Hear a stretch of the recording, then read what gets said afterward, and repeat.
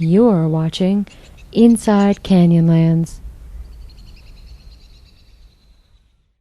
Hi folks, I'm Karen Henker at Canyonlands National Park.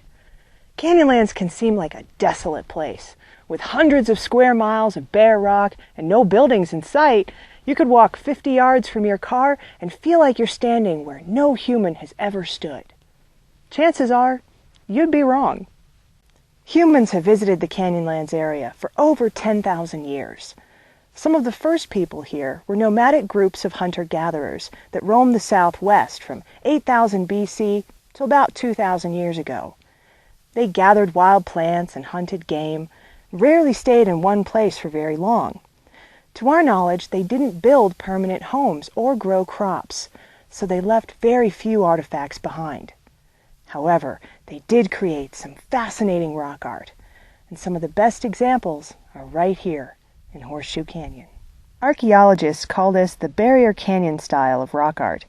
It features tapered, life-size figures, often in large groups, which usually lack arms and legs but may be elaborately decorated. Sometimes the figures are grouped into scenes that depict hunting or harvesting activities. The Great Gallery is the best known and most extensive of these panels. This site includes dozens of figures, both painted pictographs and petroglyphs pecked into the rock surface. It's located 3.5 miles from a trailhead up on the canyon rim. Now that may not sound like far to walk, but climbing in and out of the canyon requires generous amounts of both water and stamina. It's hard to date rock art, but archaeologists believe the Great Gallery panel may have been created 4,000 years ago, around the same time as the Great Pyramid of Giza.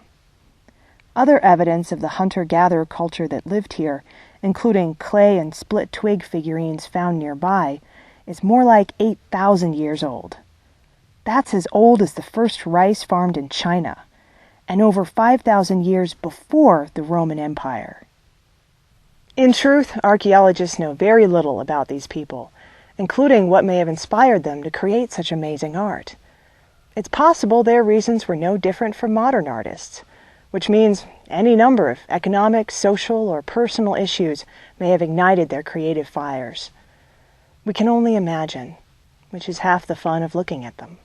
The story of Horseshoe Canyon continues to unfold. In 2005, visitors to the Great Gallery reported finding a leather bag eroding out of the sand along the trail. Archaeologists determined it was a tool-making kit and food cache that was abandoned just over 1,000 years ago. The bag provided a rare glimpse into an ancient individual's possessions and highlighted an important point.